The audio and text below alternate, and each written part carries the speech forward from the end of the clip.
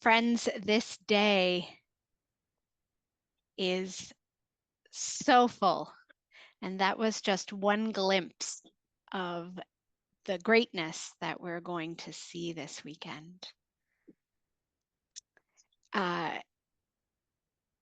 It looks fantastic. There will be plenary sessions with our keynote speaker and responders, workshops, worships, our epic telling and comedy concert, and Sunday worship. The agenda is found on the Whova platform, which can be found by going to the NBS Canada website, www.nbscanada.org. See the Festival of Telling button at the top of the page. Festival entry is at the top of the list that comes down. And when you click that, there will be a really big button that says Enter Whova Platform. This is your way to everything festival related. However, all of our sessions are here on Zoom. The links can be found on Whova, and if you have any questions, you can always ask Yvonne. As an aside, you have a challenge. Every time I or someone else mentions the NBS Canada website, I challenge you to put the link into the chat or simply write NBSC with exclamation points. Finally, if you're like me, you love a good evaluation form, but sometimes forget to do it if it's only at the end of the event. So we have a solution to that problem. The link to the evaluation is in the chat now, and it will be on Whova and will come out in an email following the event. Please remember to fill it out, as it gives us valuable information about the event and how to improve for next time.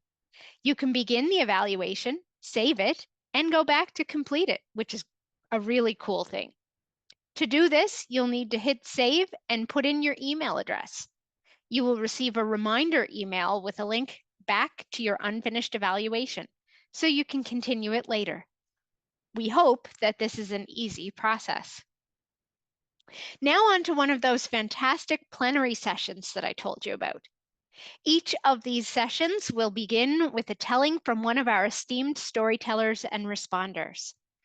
Our keynote speaker, Rabbi Elise Goldstein, will present her thoughts in 3 keynote addresses this weekend. We'll hear from her twice today and once on Sunday, as Saturday is the Jewish Sabbath. Early Saturday, our keynote artist, Steve Bell, will present in the same way. Just a note to say that during Rabbi Goldstein's addresses, the chat will be turned off. Our co-lead of the Vision team, Linnea Good, will introduce you to our keynote speaker. Linnea is a singer-songwriter from Summerland, British Columbia, a master biblical storyteller, and I'd be remiss if I didn't say that she's co-minister of Ukulele Church. She will also begin the session by telling a selection of scripture chosen by Rabbi Goldstein. And so now I hand it over to Linnea. Thank you so much, Catherine. I am so pleased and honored to open this keynote hour in our festival and to introduce our theme presenter, Rabbi Elise Goldstein. This year, our Vision team has really been contemplating, hi Rabbi. Our team has really been contemplating the question, how does having a story at the center of our faith shape us as a community? Because it could have been otherwise. What is a story for? And so what is the storyteller doing for the community? And it seemed to us that nobody was better equipped to teach us about that than the Jewish community. A number of years ago, David and I, my partner, had experienced the keynote leadership of a fabulous rabbi at an event centered on the story of Esther. It was very exciting. And so last spring, way back last spring, our team invited Rabbi Elise Goldstein to come and speak to us at this festival. At 13, our speaker told her rabbi that she wanted to be a rabbi, which caused a stir. And in 1983, she was ordained and became the first woman rabbi in Canada after that. A Canadian Reformed Jewish rabbi of City Shul in Toronto, Rabbi Goldstein is an internationally recognized speaker, spiritual leader, innovative educator, and author of 4 books and many articles. She's been recognized for her work by organizations at every level, has an honorary Doctor of Laws degree from Toronto Metropolitan University. She's recognized for her teaching, her community development work, the quality of her thought. In the midst of the tensions that are going on in the world, and especially in the Middle East, the physical violence and the clash of ideologies, even here in Canada, we want to pay attention to our scriptures, to our stories, to our faith, and our shared humanity.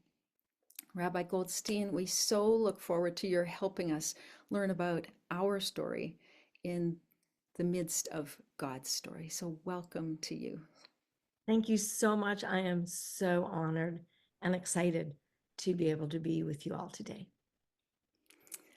Well, I am going to begin this session by telling a text from the Torah, which Rabbi Goldstein asked me to present. It is both creation stories of Genesis 1 and 2. So I advise you to sit back and hear the word.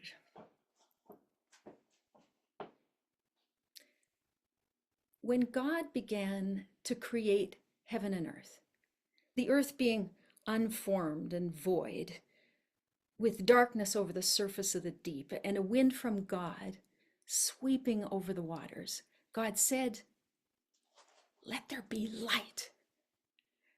And there was light. And God saw that it was good. And God separated the light from the darkness. And God called the light the day and called the darkness the night. And so there was evening and there was morning, a first day. Then God said, "Let there be an expanse to separate water from water." And so God created an expanse, and it separated the water that was below the expanse from the water that was above the expanse. And God called the expanse sky. And there was evening and there was morning, a second day. Then God said, "Let the waters that are below the expanse be gathered together into one place so that the dry land may appear." And it was so. And God called the dry land the earth and called the gatherings of waters the seas. And God saw that it was good.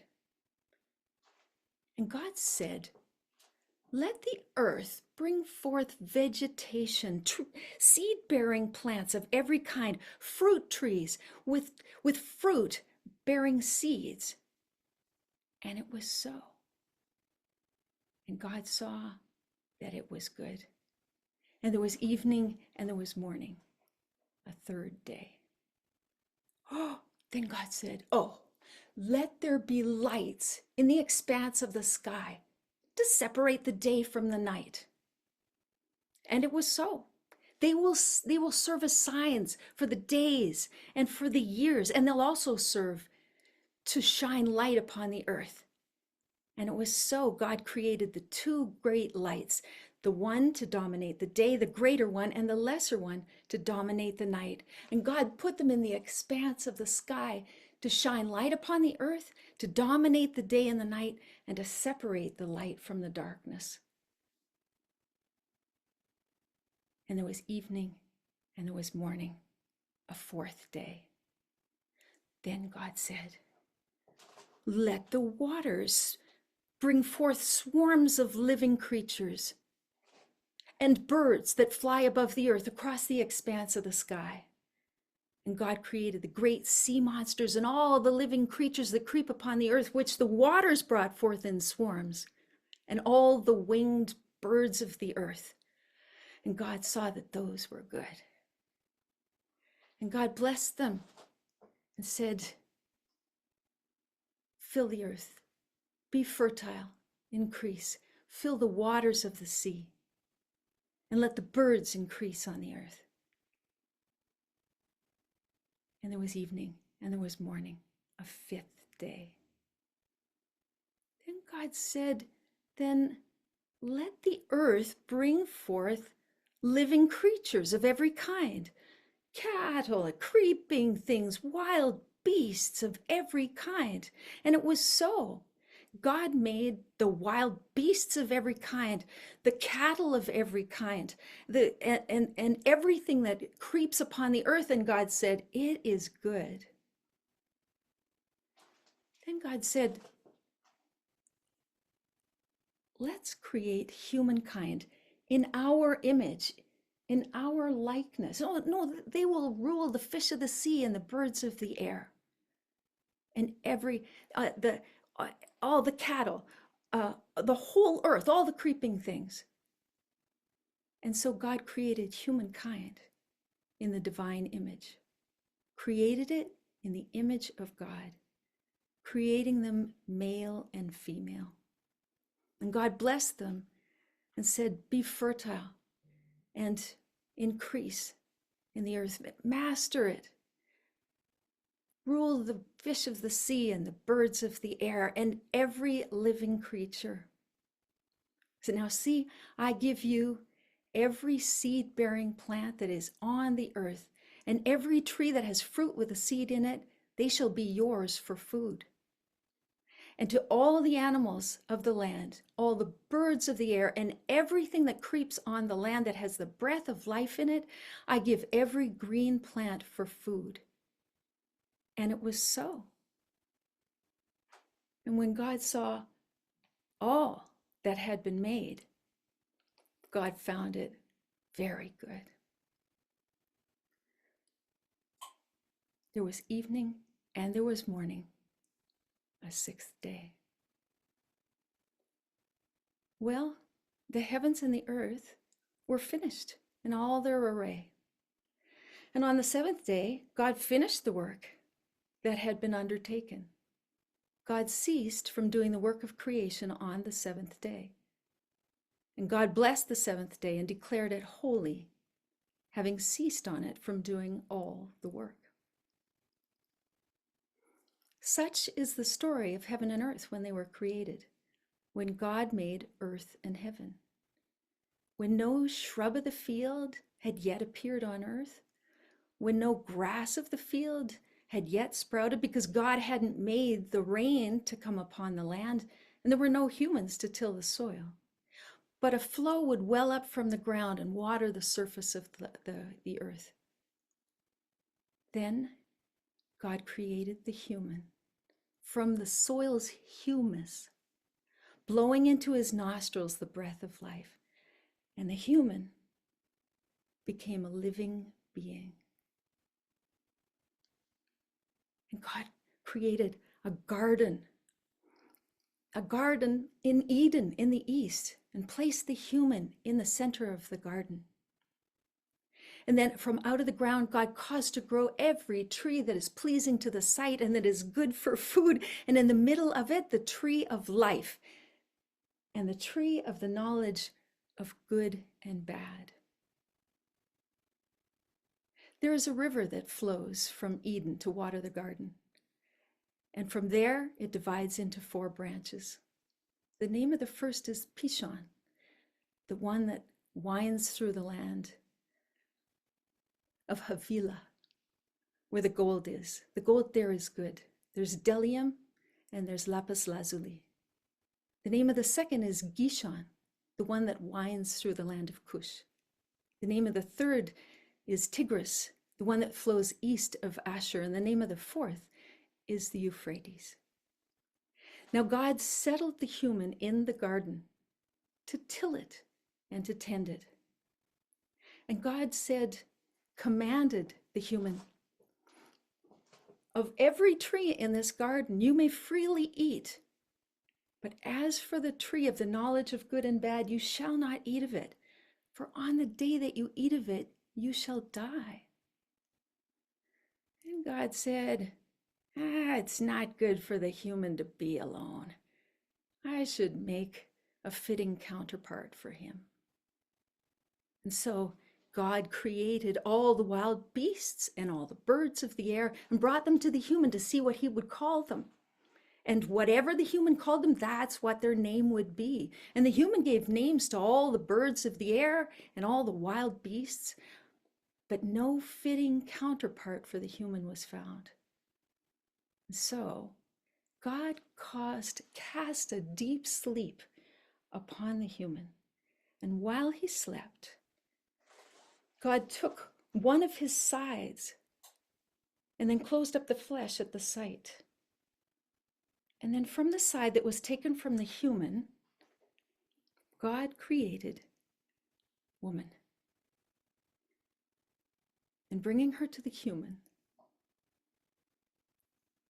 said, at last, this is bone of my bone, flesh of my flesh. She shall be called woman, for from a human she was taken. Hence, a man may leave his mother and his father and cling to his wife, and the two become one flesh. Now, the two were naked, the human and his wife, and they felt no shame. Amen. Thank you so much for that beautiful telling. And let me begin by saying how I'm going to relate to that telling in just a moment. But I feel like we need to begin our journey together to understand the Jewish roots of storytelling in the Bible and the way that Jews use the biblical story with a blessing, with a very traditional Jewish blessing. So I'm going to invite people to take this blessing in. It is the blessing that Jews use every time we study Torah. Now, I'm going to use the word Torah and Tanakh a lot during our presentations, and there is a slide with helpful translation of what I mean when I say Torah and Tanakh. But I'll just quickly let you know that I'll be talking about the full Jewish Bible, which is called the Tanakh in Hebrew, and I'll be talking about the 5 books of Moses, which is called the Torah. And I'm going to use those Jewish terms rather than English terms or terms that have been used, which Jews don't use, terms like Old Testament, which Jews we don't use about our own scripture. So this blessing will situate us, and I'll do it first in Hebrew, and then I'll do it in English. Baruch atah Adonai Eloheinu melech haolam, asher kidshanu b'mitzvotav v'tzivanu la'asok b'divrei Torah.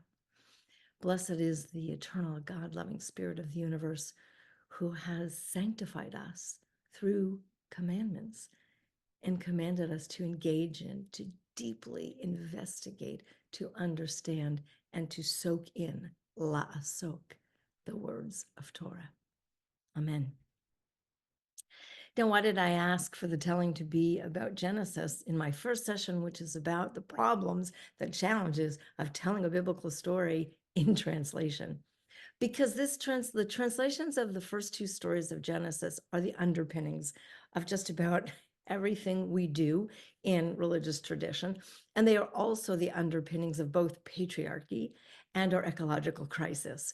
Because of the way that we've translated this story and told it and promulgated it from our pulpits, so many questions arise in how we live our lives. So I'm just going to point out some of the challenges of translating that beautiful epic telling that Linnea did.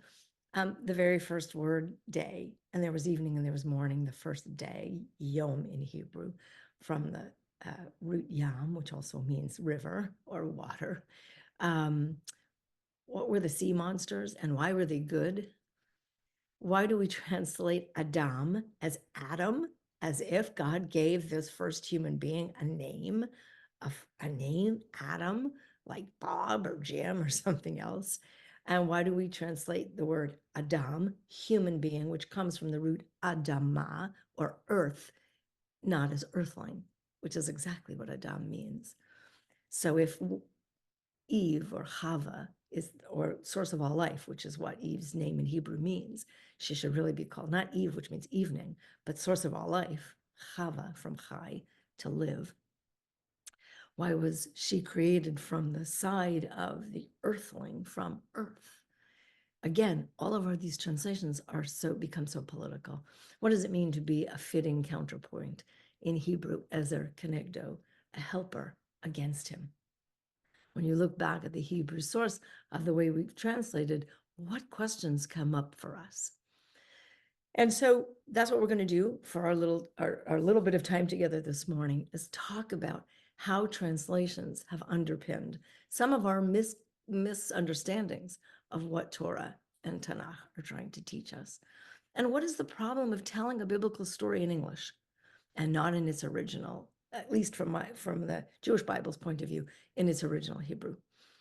So let me just give you a very quick history timeline of biblical translations. And within that, you'll see where the challenge lies. So I'm sure you all know that the first translation of the Bible was the Septuagint, and that actually was a Jewish translation. And when I say Jewish translation, it means it was translated by Jews with the agenda of making the Bible available to the Jewish people. So Septuagint, 70, the legend is that 70 elders were called together. This is about the 3rd century before the Common Era, BCE. And 70 elders were called together from Jerusalem to translate the Hebrew Bible, Tanakh, into Greek. Now, we don't see another Jewish translation, that is a translation done by Jews for the Jewish community. We do not see another Jewish translation until 1853. So I want you to go with me from 2nd century or 3rd century before the Common Era to 19th century of the Common Era. Why was there no attempt to translate the Jewish Bible, the Tanakh, into English or any other language? You know, of course, that the first English translation of the Bible, 1530, Tyndale, was translated, and the controversy was that he translated it from not only the Greek of the Septuagint, but the Hebrew, the original Hebrew. So just let's remember what it means to use a translation of a translation of a translation. So there's no Jewish translation really for us to look at until 1853 into English. And then that's not even the translation that the Jewish community uses anymore. It was translated by a man named Isaac Leeser, but we use the original Jewish Publication Society translation, which was 1917. So let's say there was no Jewish translation until 1917 that was used by the Jewish community. Why? First of all, in most of history, although today is a little bit different, in most of history, most Jews were literate in Hebrew. And so why do you need to translate the Bible into English when you understand it in its original language? Remember, Hebrew was our prayer language. We used it every day, 3 times a day for our prayer services. We didn't pray in English until the Reform movement began that tradition in the late 19th century. So most Jews were literate in Hebrew, and a translation of the Bible was considered only for the unschooled, for someone who couldn't read or understand Hebrew, and that was almost unheard of. Remember that reward in the Jewish tradition goes to those who are learned, not those who are rich, those who are studied, not those who are politicians or rock stars. And so it was very important to be literate in Hebrew. The second reason we don't see a lot of Jewish translations is because we accept that the original is always better than the translation, and easier to understand when you understand the original language. And we accept the holiness of the original, and that the holiness gets watered down as it goes from translation to translation to translation, from Greek to Latin to English. Third reason is because there's just too many Jewish dialects. What would we have translated it into? Jews didn't speak English really until the 20th century. So there were many, many Jewish dialects throughout the world. There is a Judeo-Spanish, Judeo-Arabic, Judeo called Ladino, Judeo-Spanish dialect. Of course, there's Yiddish, which was the daily spoken language of the Jews of Eastern Europe for millennia. English was not the lingua franca, the normal spoken language of the Jews until the 19th century. And so why would we bother to translate the Bible into English? It wasn't the way that we spoke. The fourth reason is probably the most important, and that is because of Tyndale. We in the Jewish community felt, or scholars in the Jewish community felt, that the Christological translations the purposeful Christological translations, which were inserted into the translation, were problematic for us. And I'm going to go over some of those for you so you'll understand where I'm coming from. And the last reason is because in Jewish tradition, commentary on the Bible is considered the same as translation. It's considered a form of translation. So this leads me to the theme of this morning. And if you remember nothing else of what I've told you, memorize this statement. All translation is interpretation. All translation is interpretation. Now, I don't care whether you're translating Shakespeare into French or whether you're translating a medieval Arabic poem into English, or whether you're translating common parlance into another language. All translation is interpretation. Choosing to translate the earthling as human, or Adam, a proper name, is a form of interpretation. Even translating the tree of knowledge is interpretation, because Eitz Hada'at in Hebrew, Da'at has two meanings. One is intellectual knowledge, and one is sexual knowledge, or sexual intimacy, I should say. Because later on in Genesis, it'll say that the male knew his wife, knew his partner. And that same word is used, that same word for knowledge. So sexual intimacy between two people is a kind of a knowledge. So the tree of knowledge and all of the sexual underpinnings of Genesis, therefore, and the sexual underpinnings of sin in Genesis, or at least the Christian understanding of that, is pinned on the translation of the tree of knowledge, what that knowledge means. And so all translation is interpretation. That's the first thing I want you to remember. The second thing I want you to remember, so now I've said if you forget everything, just remember that, but add to that one other thing, and that is every translation depends on context. Every translation depends on context. You've all seen Romeo and Juliet reimagined as West Side Story. You've all seen different Shakespeare plays put into the modern context. And sometimes they lose something because Verona actually was not the same as New York City. So everything depends on context. Now that brings us to the biggest challenge of telling a story in translation. Because how do we know the context of the story? We can only know the context of a story when we understand what the story means. But how do we know what it means? What if you don't know what a phrase means? How do you tell it then in translation? So how do we, in the Jewish community, in our Torah study, how do we try and figure out what a word means and what its context is? And now I'm going to give you some examples.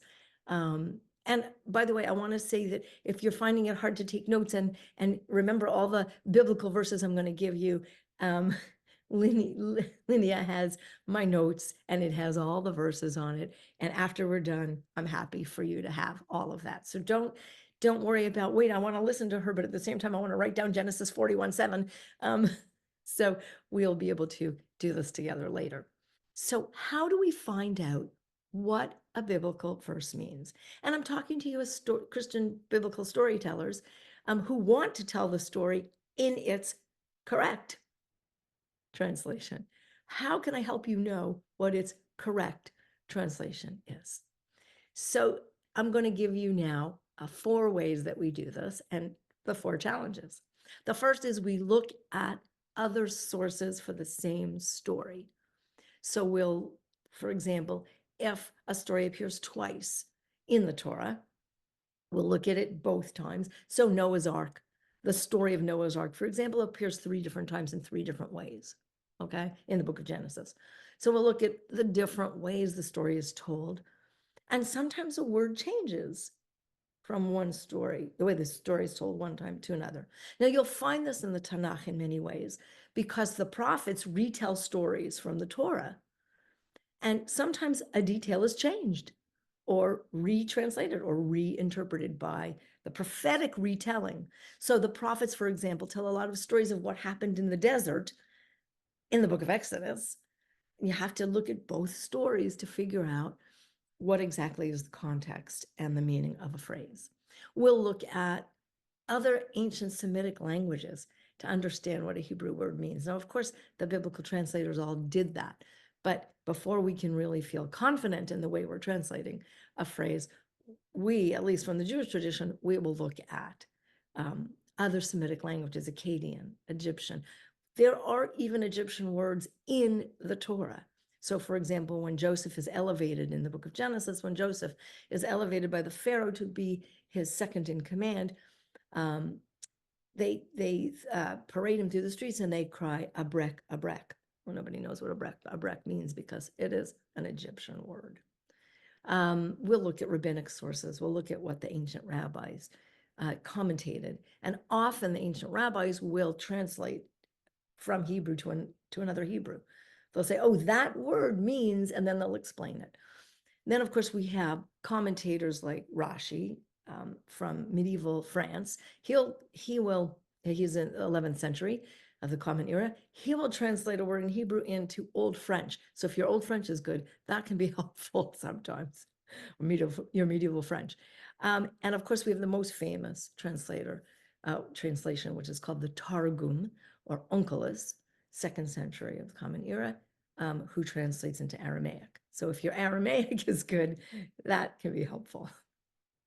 The second way we'll figure out what a word means, because by the way, even fluent Hebrew speakers and even modern Israelis cannot translate the Torah because words change their context. So I'll give you an example. In Genesis 43, verse 11, we have a list of foods that Joseph's brothers bring down to Egypt from Canaan. And there's one word there called botnim, Genesis 43:11. Now, in modern Hebrew, botnim means peanuts. So when you go to the corner store in Tel Aviv, you ask for botnim. But it didn't mean peanuts because there were no peanuts in the Middle East in the days of Joseph. So it actually is pistachios. Now, you say to me, okay, what's the big difference if I tell that story and I use the word pistachio or I use the word peanut? Well, it does make a difference because the context of the story is that peanuts are cheap. They're common. They're nothing. But in its day, pistachios were luxury. They were luxurious. They were expensive. So again, if you're telling the story and you say peanuts, the modern hearer is going to hear, cheap. They went to the Costco and they got a big bag of peanuts. But when you hear pistachios, you say, they took a little extra effort to bring something a little more special. So you can't use modern Hebrew to translate the Bible. That's my second point. Modern Hebrew won't help you. You're Aramaic, you're Akkadian, you're Egyptian. May not help you. The third way that we figure out what a word means is we look at other instances when it's used, as I said before. But there are words in the Bible that only appear once. The great word for that, I'm sure you learned this in seminary if you're ordained, is hapax legomenon, right? So hapax legomenon is a word, and you're sure Linnea is shrugging, so maybe you didn't learn that word in seminary or you don't remember it. So hapax legomenon is a word that appears in the Bible once, the whole Tanakh, okay? And that could be really a problem for translation. So I'll give you two good examples. One is Genesis chapter 6, verse 16, in the Ark of Noah. There is a sohar, translated as window, translated as light, translated as opening. What was the sohar that was in? And the Bible wants us to know that in that ark, there was a sohar. And the commandment to build the ark includes the commandment to put a sohar in it. We have no idea what sohar is because it only appears there once.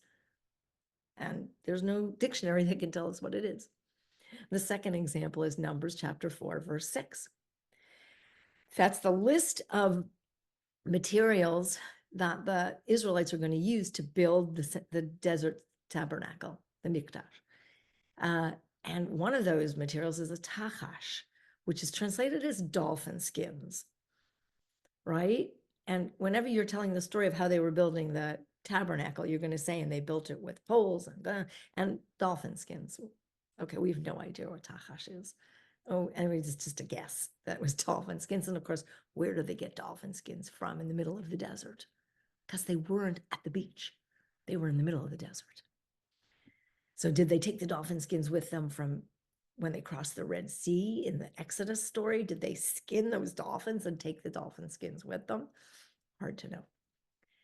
And the fourth thing that we do when we do biblical translation is we have the challenge that some words have two distinctly different meanings. So I'm going to give you 4 examples. One example is the word kos for cup in the Joseph story. Remember the butler who has elevated the cup. The kos in the Joseph story means cup, Genesis 40, verse 11. But in Leviticus, it appears in the list of non-kosher animals as a bird. So was there a cup in the prison with Joseph, or was there an unkosher bird?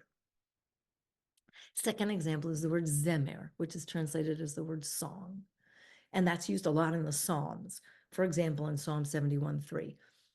But it's actually also used for the word strength. In Exodus 15, God is my strength. Oziv Zimrat Yah. And weirdly enough, in the book of Genesis 43, it's used as produce of the land. So is it a song? Is it strength? Or is it produce of the land? Third example, the word bayit in Hebrew. Bayit generally means house. It can also mean part of the body. It can also mean a specific room. It can mean a dynasty, and it can mean a family. As in Deuteronomy 14, you and your bayit shall rejoice. What does that mean? You and your bayit shall rejoice. You and your body shall rejoice. You and a room in your house shall rejoice. You and your house shall rejoice. You and your dynasty shall rejoice, or you and your family shall rejoice. Again, important how we translate to tell the story. And last example is the word zera, which means seed. And we saw that in your telling of Genesis, a fruit-bearing, seed-bearing tree. So zera means an agricultural tree, but it also means your child or your descendant. So it's so beautiful to figure out which way the Torah is trying to teach us. Now, let's talk about what's lost in translation. And I love the way you told that biblical text. But I just want us to be very aware that when we're telling the Bible in English, we're going to lose things in translation. 5 things that are lost in translation I think we should pay attention to. The first is Christian translations use their own numbering of verses, and Jewish translations use different numberings of verses. So when you're telling the 10 Commandments, which version are you using? The original version, which is the Jewish numbering, or the Christian version, which is the different numbering of those 10 Commandments? Second challenge of what is lost in translation. Hebrew names have meaning. Every name in the Bible means something. Isaac in Hebrew means laughter, because Sarah was told she was going to have a kid in her 90s. And when he came out, she laughed. And she named him Laughter, because she was incredulous that she had a baby. Calling him Isaac just loses that. So if, again, people don't know that the word Isaac, Yitzchak in Hebrew means she laughed, loses something in the translation. And all the names of those rivers in Genesis, each one means something very special. And as I told you before, the name Adam means earthling. And the name Eve in Hebrew, Chava, means life. I think that our telling would be different if we used those translations for people's names. The third that's lost in transliteration is the beautiful alliteration and word plays we have in Hebrew, right? The ch sound, which is hard for people to make, but it's a hard sound, and it's meant to be a hard sound when you have a verse in Hebrew with, let's say, 5 ch sounds in a row. In Hebrew, we pay attention to that alliteration. It's trying to teach us something. The word me in Hebrew, which means who, often also means the one that, and often reappears in a verse. Mi chamocha ba'elim Adonai, mi kamocha nedar b'kodesh, in the book of Exodus. Who is like you, O God among the gods? Who is like you, glorious in holiness? Actually doesn't mean who there. It means you. You are the one. So, but that alliteration of the me several times is lost. And there are fabulous word plays in Hebrew that are lost in the English. The fifth is punctuation, is interpretation, because remember, in the Torah scroll itself, the way a Torah scroll is written in Hebrew, there is no punctuation. It's just word after word after word after word after word after word, from in the beginning, the first word, which by the way doesn't mean necessarily in the beginning, but in the beginning of, to the last word, Moses. It's just one big line. Now, the Torah is written in columns when it's written on a parchment scroll, but there's no commas, there's no periods, there's no exclamation points. So I love the way you told it, Linnea, because you put in the periods and the commas and the exclamation points, but they're not there. They're not in the original text. So whatever periods and commas and exclamation points we add is our own interpretation of the story. And last, what we lose in telling a story in translation is stylistic. Do you want to be more literal or more idiomatic? Because the literal meaning of the Hebrew sometimes is stilted, right? But the idiomatic use of the Hebrew can also be incorrect.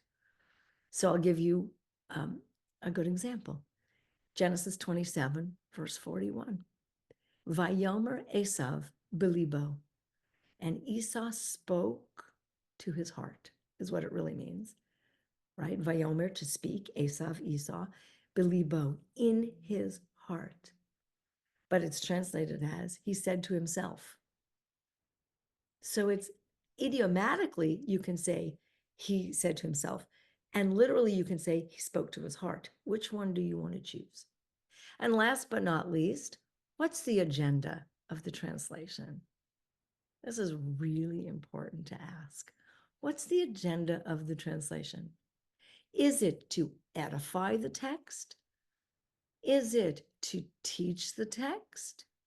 Is it to convince the listener of something? Or is it to convert the listener? So this is where we get into political, purposeful mistranslations. So for example, Genesis 2:18. God creates this female being, Ezer Kenegdo, which has been translated from the King James and onward as she is created to be a helpmeet for him. Ezer Kenegdo, a helpmeet for him. That's the word Ezer, right? Ezer means to help. Kenegdo means against him, opposite him, on the other side of him.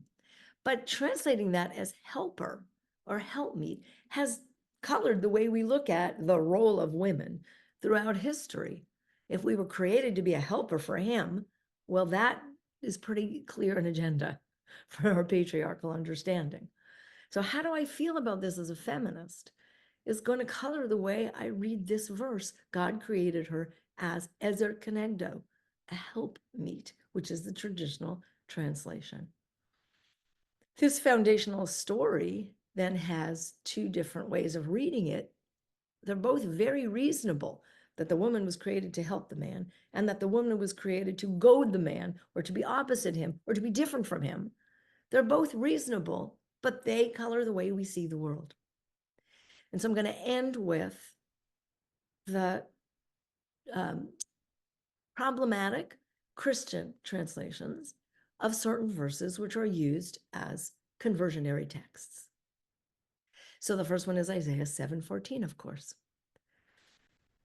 Assuredly, my sovereign will give you a sign. Look, the Alma is going to give birth. and she will give birth to a son. Let her name him Emmanuel. So the translation of that word Alma into virgin changes the way everybody sees that Isaiah 7 text. But the word Alma in Hebrew means young woman.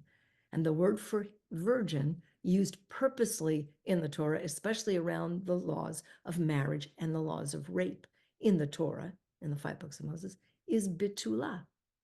Bitulah is a virgin. Alma is a young woman. Could be a young married woman. It could be a young woman who has had sex many times.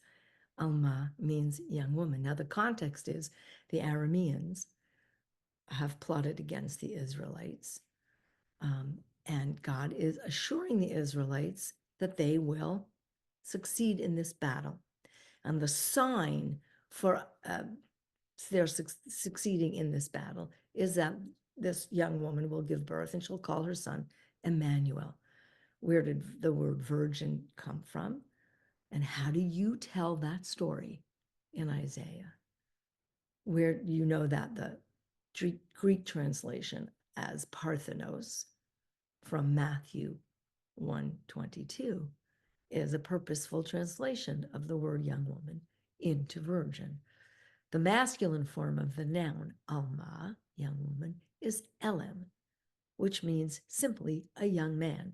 So the masculine form of that word in Isaiah is never used to mean virgin, always used to mean young man, Elam. And the feminine form of that word, Alma, is always translated in the Jewish Bible through the whole Tanakh as young woman, and yet through the Greek translation as Parthenos or virgin, and the Matthew translation, Matthew picking up that translation, therefore means you tell the story as a virgin giving birth, or Christians tell the story. Now the word appears twice. So remember I said look for it in other places in the Bible.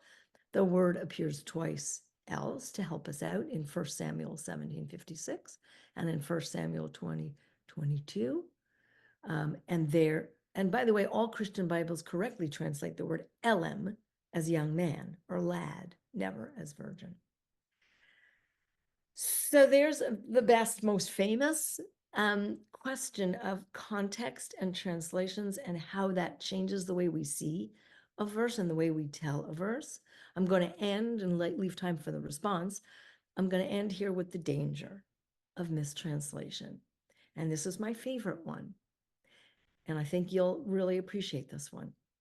Exodus 34. Moses goes up to Mount Sinai to receive the word of God. What's called the 10 Commandments, but what we understand to be the whole Torah. Moses goes up Mount Sinai, and when he comes down, he is a light. He is glowing. Now, who wouldn't be? He has just seen God face to face. He has just received the Torah. He what comes down Mount Sinai, and the Hebrew says his face is a light. His face has rays of light. And in the Hebrew, keren or, rays of light. When the Greek translation translated that word keren or, it translated it to horns of light. And Michelangelo picked that up and made a Moses with horns. And I was asked in 3rd grade, where are my horns? Because I'm Jewish and Jews have horns. That's the danger of mistranslation. That's the danger of telling a story without knowing what the words mean. That's the danger of medieval portraits of Jews as devilish beings with horns. So I'm going to leave you with that thought, which is a powerful thought. And hopefully we'll have a chance to talk a little bit later about some of the things I've presented. But now I'm looking forward to the response. And thank you. Wow, thank you for this deep dive, Rabbi Goldstein. you gave me so much to think about that every time I went to type, I was listening, I thought, oh, I can't remember what I was typing. But when it seems to me that the first thing that you're saying to us is how important thinking and being in dialogue with one another is, like that that we've asked you here to give us another lens on what is our shared heritage, the dangers and the richness of that. So I just want to explain to people here again that even though I bet everybody is just dying to just leap in and ask a question, we have chosen for this event, because we invite keynote speakers to come who are not biblical tellers per se, then we need to have a lens on biblical telling as well. So what we've chosen to do is to shape our first 3 keynote sessions, Friday, Saturday, by having a presentation and having a response, somebody reflecting on what they've heard and or reflecting on the text that they were given through the lens of the biblical teller. And then luckily for you, there'll be time for you to talk because there'll be home group time after this for 30 minutes. And so you'll get a chance to work out and speak together about what has been sparked for you. So here, we have just a little bit of time. So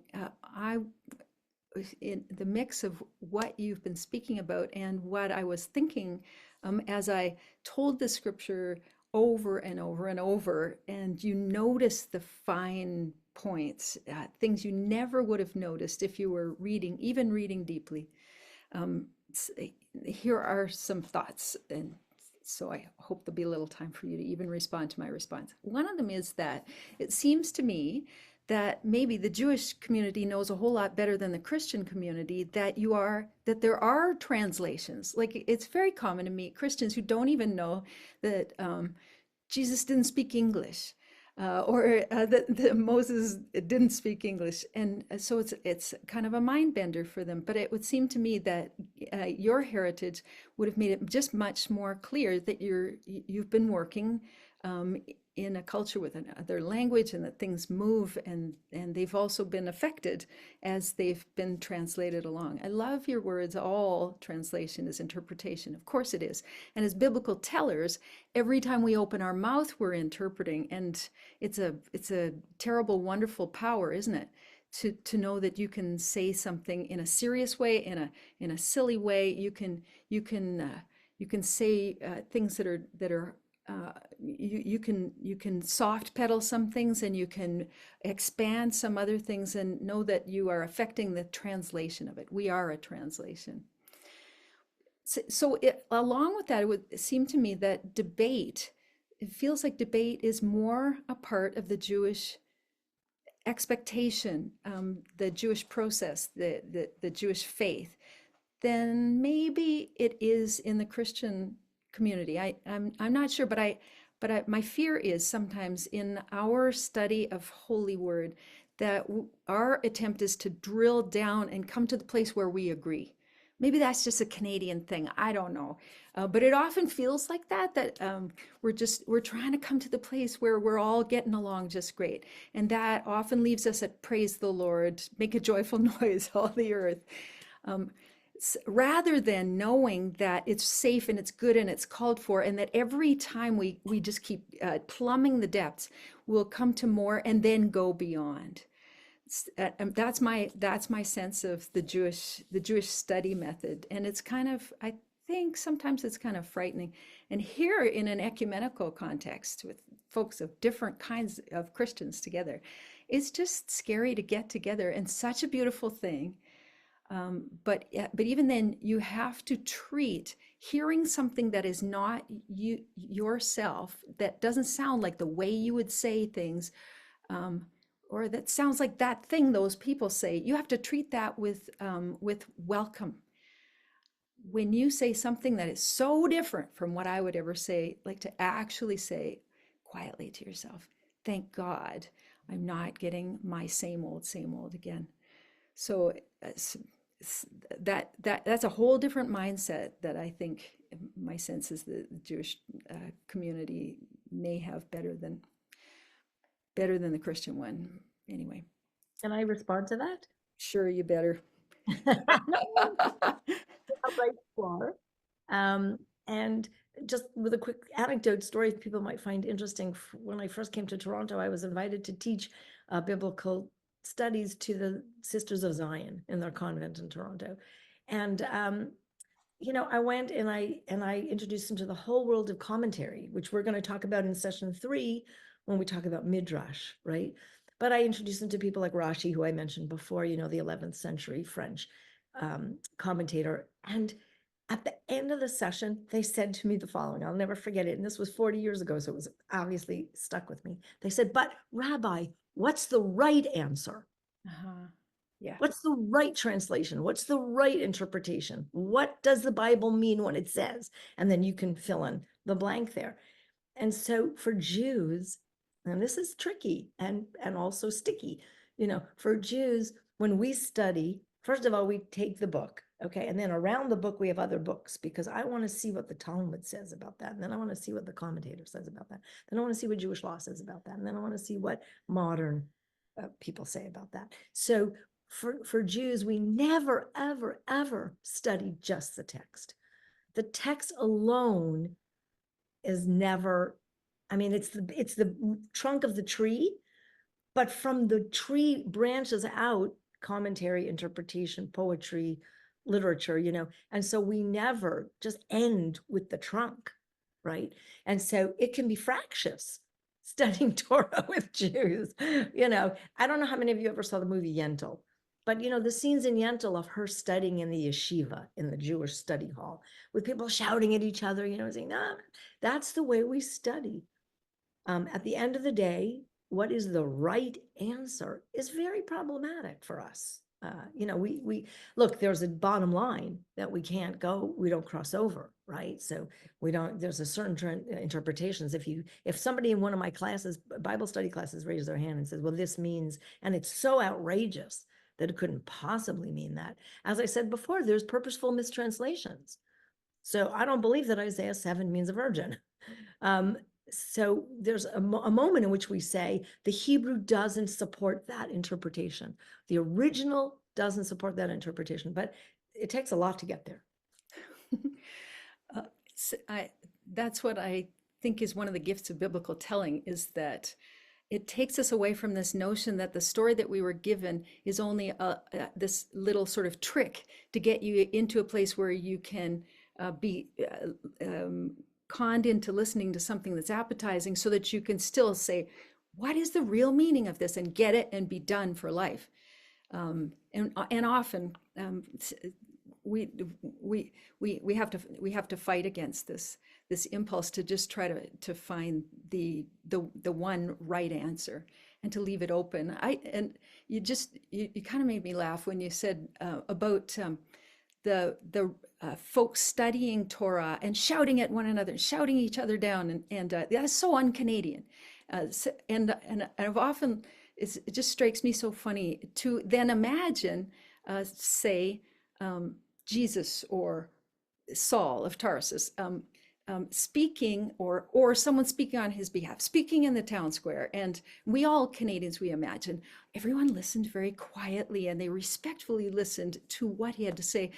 But to turn that around and to imagine heckling, shouting, trying to talk Jesus down, or is more the picture. And but one that's well, it actually changes the word, because if you don't see it as this is the final word of God, it's simple and it's right there, so take it and do it, but you hear it as something that's offered out there in debate, that's totally different, isn't it?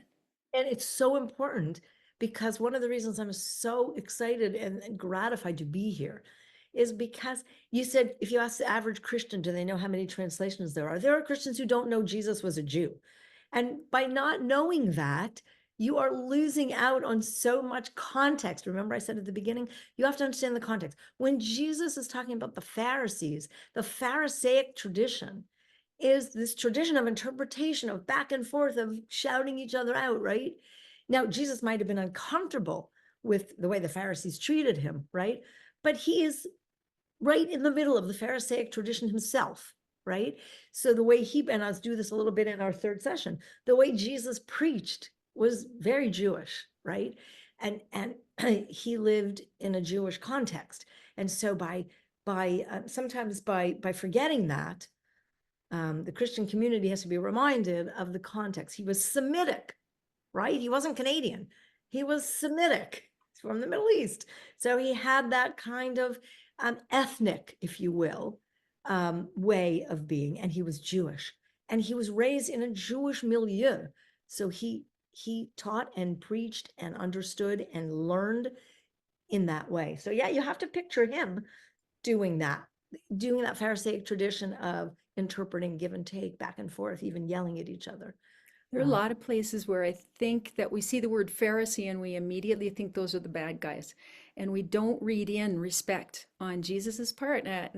Recently I told a text where the Pharisees say, he speaks with authority. And so I was telling that as if they're the bad guys who really don't like him, and they're trying to, and everything they say is wrong.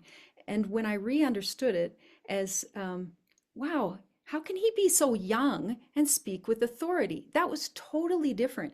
So to reread respect into the Jewish characters in a story, that's worth Christian study. And that's why it's so splendid for me as a rabbi to be teaching you in these sessions, because not only does it enrich your understanding of the context of the stories that you're telling, but it also opens that door to understanding each other and makes the world so much of a better place. So I'm just so thrilled to be able to do this. Totally. Well, we get 2 more sessions with you, and so you're going to cover everything we ever needed to know. I'm gonna leave it like this. What I noticed as a teller is that there is no end to the 7th day. There is evening and morning of every single day of the week. But and only as a teller did I notice this, that there is no evening and morning on the 7th day. And it's as if the Sabbath has never ended. I bet you have an entire presentation to do on that.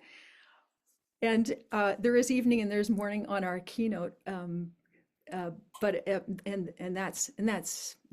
will be the 7th day, I believe. She won't even start. So thank you so much, Rabbi Goldstein, for this, and we are looking so very much forward to the next 2 sessions with you. And of course, you know that others know that Steve Bell is our theme presenter on Saturday, which is the Jewish Sabbath. Catherine, the Zoom is yours. Thank you so much to Rabbi Goldstein and to Linnea. I know I can speak for all of us when I say that what you've offered us is so much rich food for thought. I'm really glad that you encouraged us not to take notes. That's all I can say, because I wasn't keeping up at all, really.